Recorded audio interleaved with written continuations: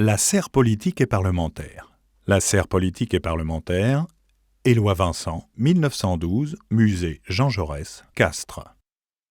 Dans une série qui s'étire en longueur, 14 hommes politiques de grande mais d'inégale importance sont représentés en habits de tous les jours.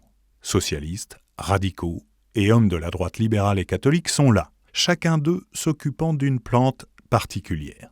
Seuls Mitterrand et Jaurès sortent du lot. Le premier présente une statue ailée de la République, le second est représenté lui-même en fleurs, celle de rhétorique bien sûr, au sommet de laquelle un papillon vient se poser.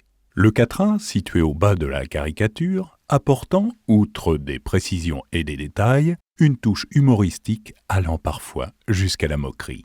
Cette association entre le végétal et le personnel politique professionnel est censée dévoiler le caractère ou un des traits les plus significatifs du personnage représenté.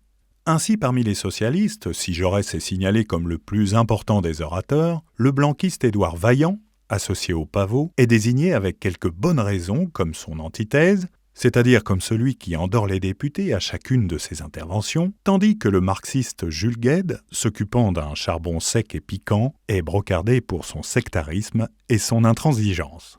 Du côté des radicaux, le farouche laïque et anticlérical Henri Brisson, pour qui il ne devait pas y avoir d'ennemis à gauche, jardine un pied de campanule carillon dont les clochettes rappellent celles qu'il agite très souvent à la Chambre, en tant que président, pour diriger les débats.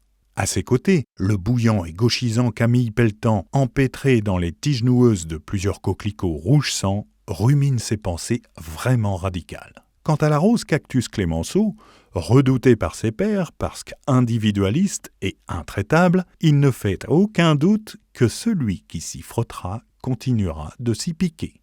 Les parlementaires de droite sont tout aussi finement caractérisés, à l'image du banquier Édouard Hénard, homme d'affaires lyonnais et régent de la Banque de France, associé au souci, celui d'être riche. C'est aussi le cas de l'abbé Lemire, député d'Hazebrouck, républicain convaincu, soucieux de résoudre les problèmes sociaux, tournant le dos à son voisin de droite et parlant à Jules Guesde. Il symbolise et appelle de ses vœux, par le biais du lys blanc, l'union de tous les catholiques et de la France républicaine, 20 ans tout juste après l'amorce du ralliement.